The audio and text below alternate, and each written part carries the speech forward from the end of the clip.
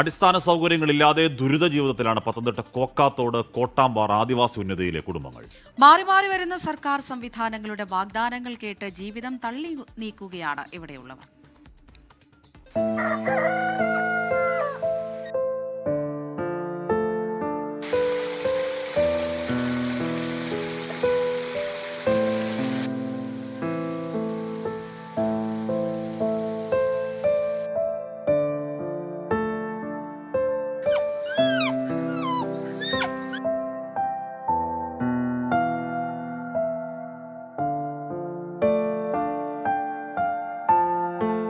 ഈ ചള്ളക്കുഴിക്കകത്ത് കിടന്ന് തന്നെ ജീവൻ പോകണമെന്നുള്ളൊരു നിയമത്തിലാണ് ഇപ്പം നടന്നുകൊണ്ട് വരുന്നത്.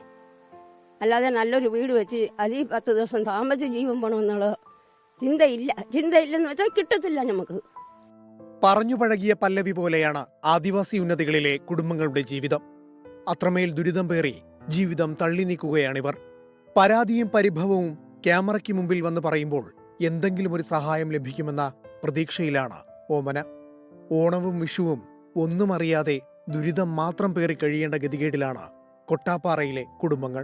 ഞങ്ങൾ രണ്ടുപേരും അസുഖക്കാരാണ്. ഞാനും ഗുളിയും മരുന്നും കഴിച്ചുകൊണ്ടിരിക്കുക. പിന്നെ നമ്മൾ കൂലിപ്പണിക്ക് പോയിട്ടില്ലെങ്കിൽ നമുക്ക് നമ്മുടെ വീട്ടിൽ തീ കത്തത്തില്ല. സർക്കാരിൽ നിന്ന് ഞങ്ങൾ ഒരു ആനുകൂല്യങ്ങളും സംബന്ധിച്ച് പറഞ്ഞാൽ ഞങ്ങൾക്ക് കിട്ടുന്നില്ലെന്ന് പറഞ്ഞാൽ മതി. പക്ഷെ അവരെത്രയും വേഗം ഞങ്ങൾക്ക് ഈ പേപ്പർ കൊണ്ട് തന്നാൽ ഞങ്ങൾക്ക് ആരേലും ഒരു വീട് വെച്ച് തരും.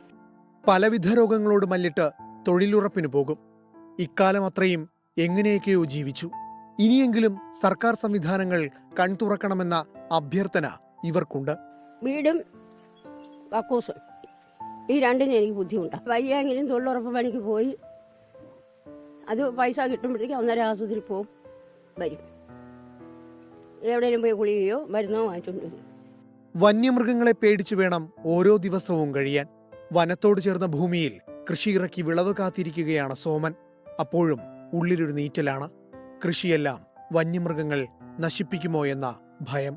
ഇത് കോട്ടാമ്പാറയിലെ മാത്രം കാഴ്ചയല്ല.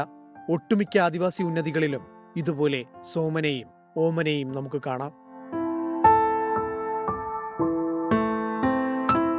ഇങ്ങനെയും കുറേയധികം മനുഷ്യർ നമുക്ക് ചുറ്റിൽ ജീവിക്കുന്നുണ്ട്. ഇവരുടെ ജീവിത സാഹചര്യം മറ്റുള്ളവർ കാണുന്നുണ്ടോ എന്ന് ചോദിച്ചാൽ ഉത്തരം എന്താകും? ഒരുപക്ഷെ കാണുന്നുണ്ടാകും, കണ്ടിട്ടും മിണ്ടാത്തതാകും.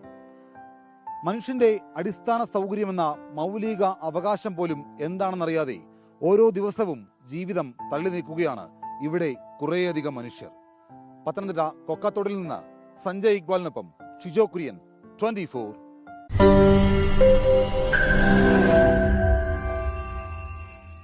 ലോകത്തെവിടെയായാലും ഏത് സമയത്തും 24 വാർത്തകളും ഓഗ്മെന്റഡ് റിയാലിറ്റി പാക്കേജുകളും എക്സ്പ്ലെയിനറുകളും വിശദമായി കാണാൻ ഞങ്ങളുടെ യൂട്യൂബ് ചാനൽ നിങ്ങൾക്ക് സബ്സ്ക്രൈബ് ചെയ്യാം.